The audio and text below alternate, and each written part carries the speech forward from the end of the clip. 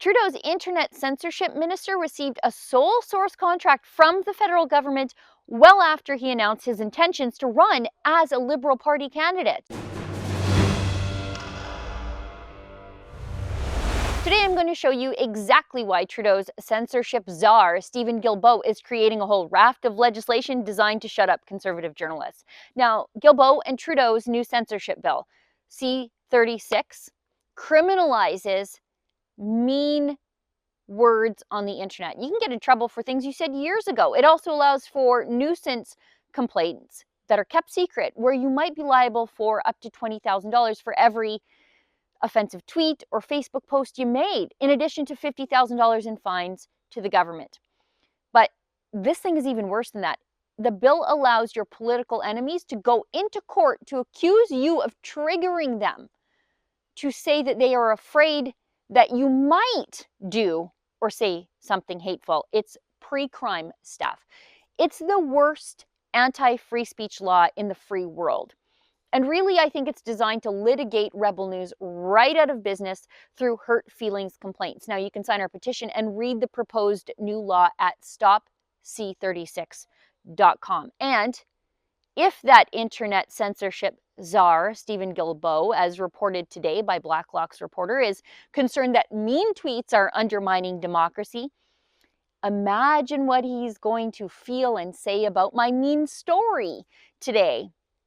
It's about the strategically crafted sole source contract gifted to him by his friends in the federal government while he was preparing to run for the Liberals as a candidate. Let me show you the proof. It's here, buried on page 21 of 329 of a recent order paper question response tabled in the House of Commons. Look at this line item.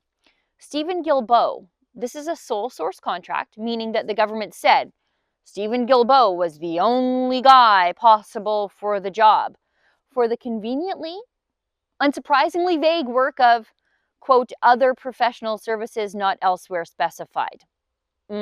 Sure. Now, the amount is also very convenient. It falls under the $10,000 amount where there would be mandatory reporting of the contract on the proactive disclosure list. And it's also under the mandatory amount for open tender. It's $9,759, so about $240 shy of the value where it would have to be posted on the proactive disclosure website. So they kept it nicely hidden, and they kept Guilbeault paid while he prepared to run for the Liberals. And we have to remember, he made a big show of resigning from Equiterre beforehand in November 2018. That was before this contract was awarded on January 2019. And when Guilbeault resigned from Equiterre, he made it very clear that he had intentions to run for the Liberal Party of Canada. Now, the end date of the contract, that's also very relevant. It's March 13th, 2019. So from January to March 13th. Now, it was widely reported by then that Guilbeault was running for the Liberals and was the preferred candidate. Look at this article from the French language newspaper Le Devoir. It's dated March 12th, 2019, so like one day before. The Liberal Party is counting on environmentalist Stephen Guilbeault to win the riding, confirmed another source for Le Devoir. Mr. Guilbeault had left Equiterre in October, and the federal Liberals almost immediately appointed him co-chair of an advisory council on climate change. So, Guilbeault was widely accepted by the Liberal Party by then, widely acknowledged both in the media and by the party as the preferred candidate for the Liberals by then, and yet Guilbeault was getting sole-sourced non-compete contracts, carefully crafted at a dollar amount that would skirt accountability and transparency reporting, all gifted to him by the Liberal-run government.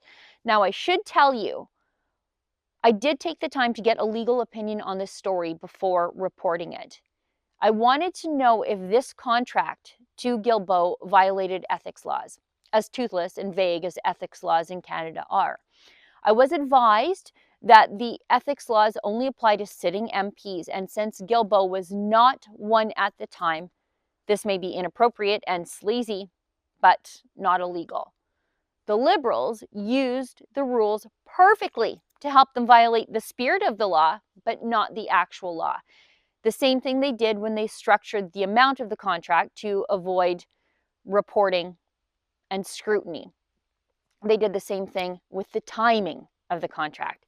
Nothing to see here, folks. This sort of reporting, though, is the reason Stephen Guilbeault wants to censor mean tweets and control media companies on the internet. I mean, who else is looking at his past dealings with the Liberal government except conservative media outlets like ours? That's why Guilbeault is going to ask big tech to come and kill us. If you're watching this story on YouTube, well, it's probably only a matter of time before critiques like this of Guilbeault and the Liberals are pulled down and memory hold forever. For Rebel News, I'm Sheila Gunn Reid. It's because of stories like this that the Liberals want to control the internet and censor us. It's only a matter of time before YouTube removes us from the platform altogether. To stay in touch with us, please head over to rebelnews.com. You'll see a little pop-up there. Leave us your email or your phone number. We promise we'll never sell your information, but we will use that information to let you know where we've gone when Big Tech and Stephen Guilbeault finally collude to get rid of us altogether.